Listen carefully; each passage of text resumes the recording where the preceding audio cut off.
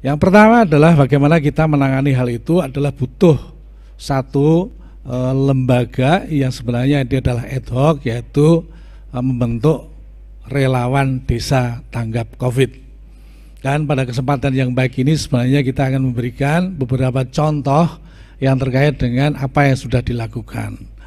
Dan dari data kami sebenarnya memang mulai sudah membentuk relawan desa lawan COVID. Jadi kita dari 74.953 desa sudah membentuk hampir sekitar 4.556 desa. Dan ini mungkin masih hanya sekitar 6%, tetapi terus kita pantau supaya relawan desa terus bisa melakukan tindakan dengan baik. Relawan desa itu punya tugas yang sangat mulia karena dia adalah melindungi masyarakat dan pemerintah desa.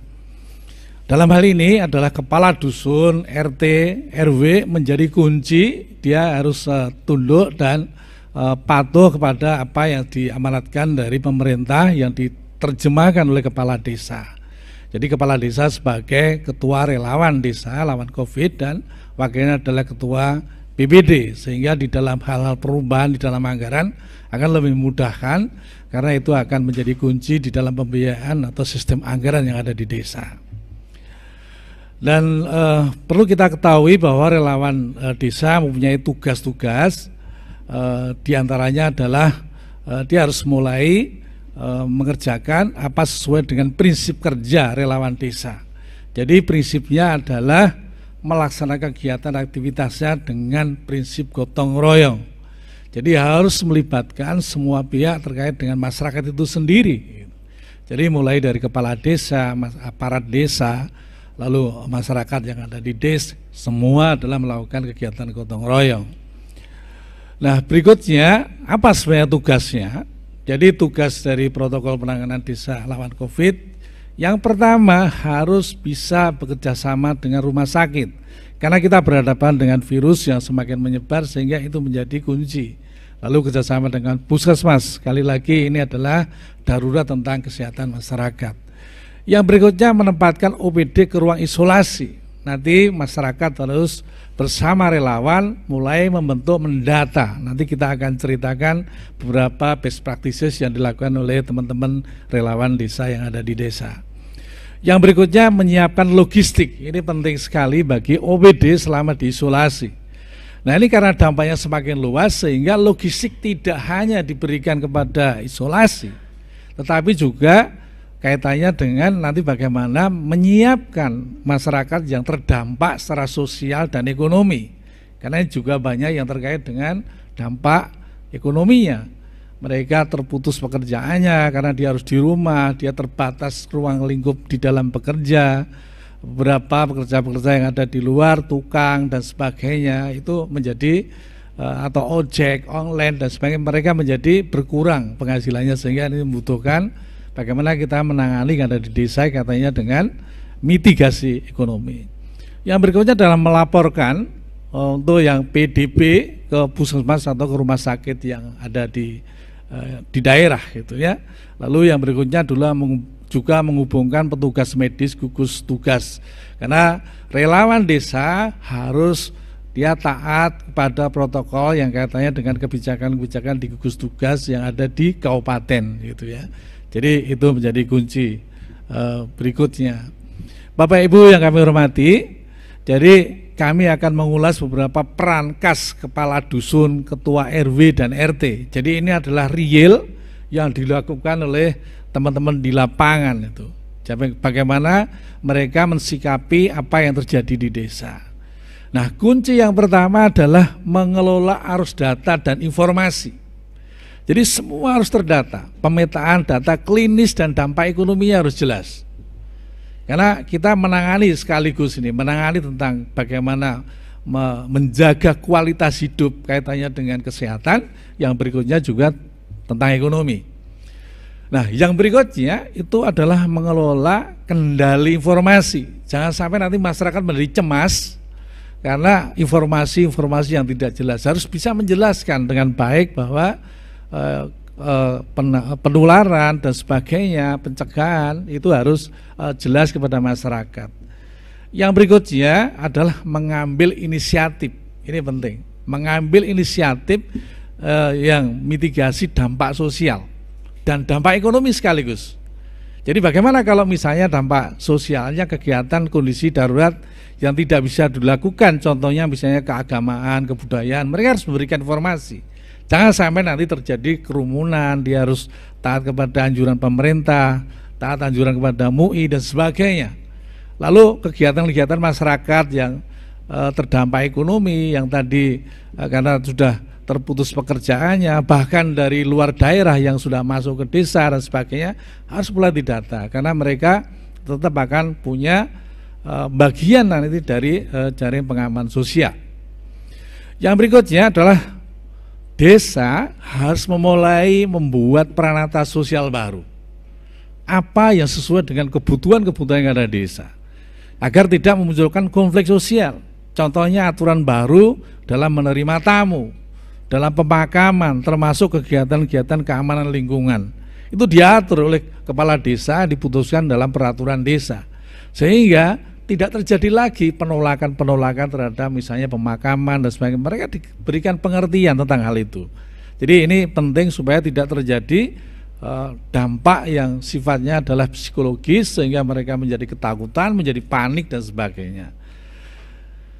Dan di dalam peran kas kepala dusun, ketua RW, RT dan kepala desa sendiri adalah bagaimana mengkomunikasikan tentang hal itu day by day, real time. Jadi dia harus ada misalnya membuat WA group, mungkin ada yang membuat websitenya dan sebagainya, supaya mereka bisa mengetahui informasi-informasi yang dilakukan oleh desa. Oke. Nah, ini beberapa contoh yang sebenarnya kita ingin melihat kalau misalnya kita mendata tentang dampak sosial tentang kesehatan masyarakat. Jadi di desa itu sudah harus memulai bagaimana mendeteksi gejala kesehatan. Kita berikan beberapa form yang diberikan kepada relawan desa, lawan COVID-19. Itu adalah misalnya masyarakat itu demam, batuk, sakit tenggorokan, flu, pilek, sakit kepala, sesak napas, suhu badan, dan lain-lain.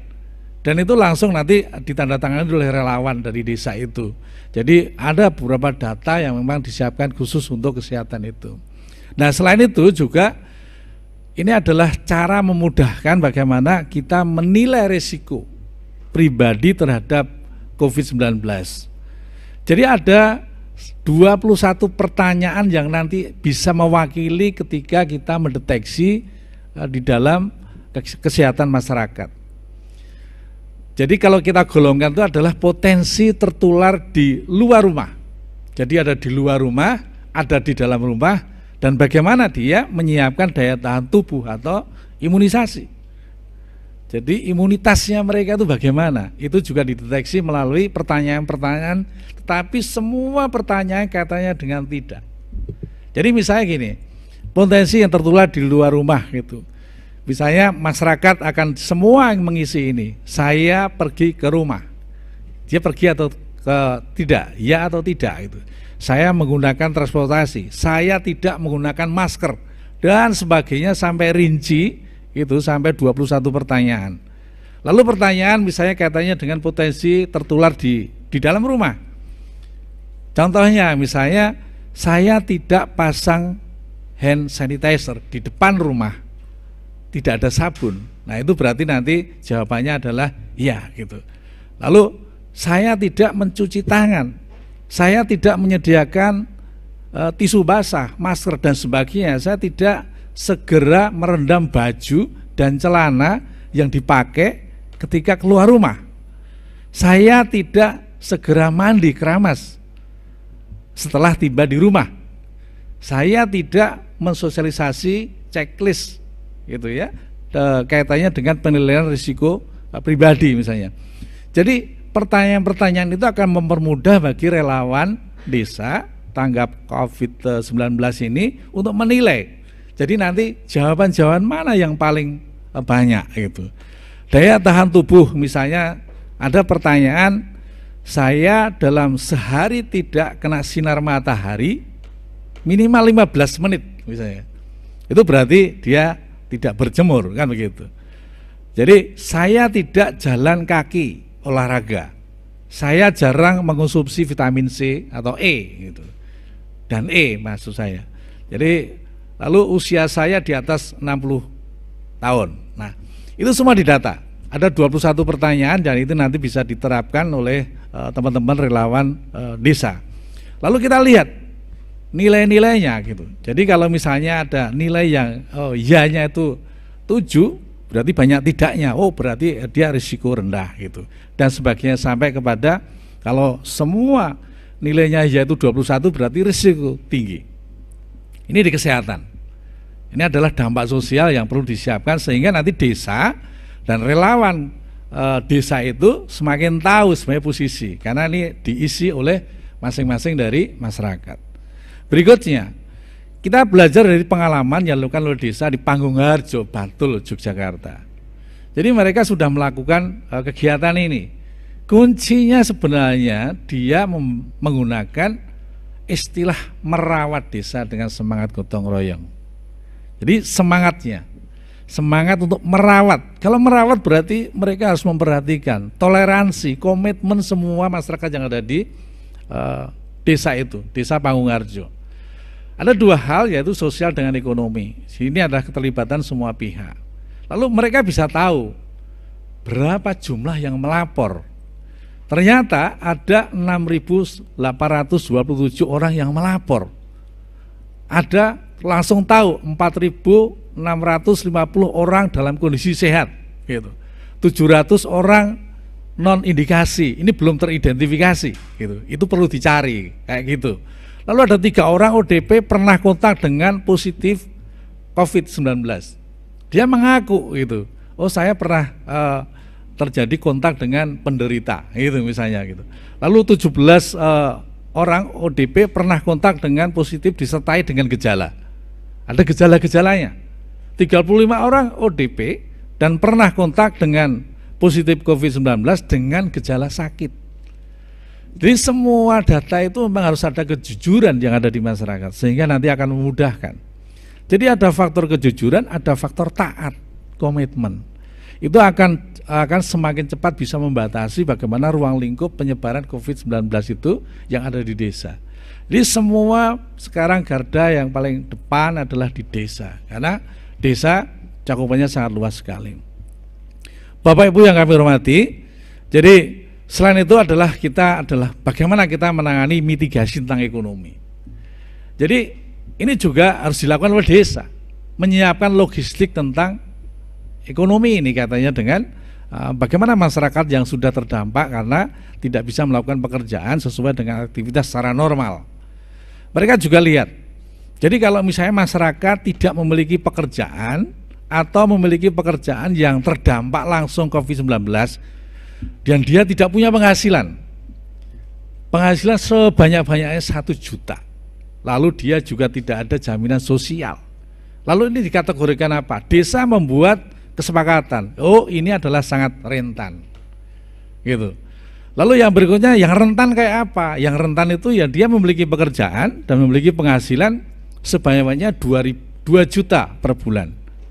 Dia mempunyai asuransi dan dia mempunyai cadangan ekonomi, tetapi tidak panjang, hanya sampai Maret kira-kira kalau dijumlah hanya sekitar 2 juta sampai 5 juta. Oh ini rentan, karena nanti begitu sampai pada posisi cadangan ekonominya habis, mereka akan menjadi sangat rentan, kan begitu. Itu harus dijaga.